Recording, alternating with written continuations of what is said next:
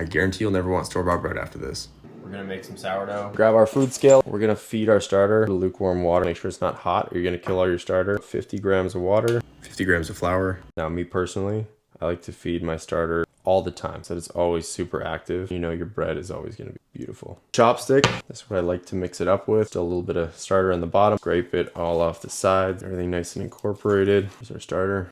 Preheat the oven for like literally 15 seconds. I would recommend if you're doing this, if you've got a really active starter, it could bubble over. Trust me, I've made this mistake. Lid loosely on there. Put it on a plate. So we'll shut that off. Feel what kind of heat we got going on in here. Perfect, just a little bit. I'm gonna turn the oven light on. I'm gonna stick that right in there like that. And we're gonna let it sit. Next step here, we got our starter nice and fermented. Zero that out. Take our starter, floats. Mix with a whisk or a fork. Add 450 gram all-purpose flour, 25 gram rye flour, 25 gram whole wheat flour. Combine water and flour. Cover, set aside 45 minutes. On the scale, add 10 grams salt, 25 grams water. Fully incorporate all water and salt into the dough. Cover and let rest another 45 minutes. Perform 3 sets of coil folds every 30 minutes. 5 to 6 folds per round, rotating the bowl 90 degrees between folds. Pull up in the middle, letting the front fold over on itself, adding tension to the dough. Flour your work surface, drop your dough, stretch out into a rectangle, folding one side in the middle and then the other over top. Stitch the ends, putting all the seams into the middle of the dough. Use a bench scraper to shape it into a ball, tucking everything underneath. Flour your proofing basket, top of the dough, drop it in. Place in the fridge overnight for 8 to 14 hours.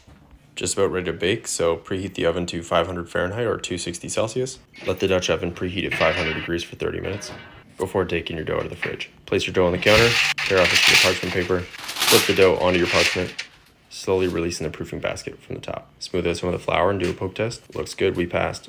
After a few minutes, your dough is going to be ready to score. Do one deep expansion score. If you care to do any design, feel free. Time to bake your bread. Drop the dough in the Dutch oven. Drop in your dough. Bake covered at 500 degrees for 25 minutes. And if you want, grab a pot, fill it with water, put it on the bottom rack. It'll add a little bit of steam to the oven. Once the timer goes off, remove the lid.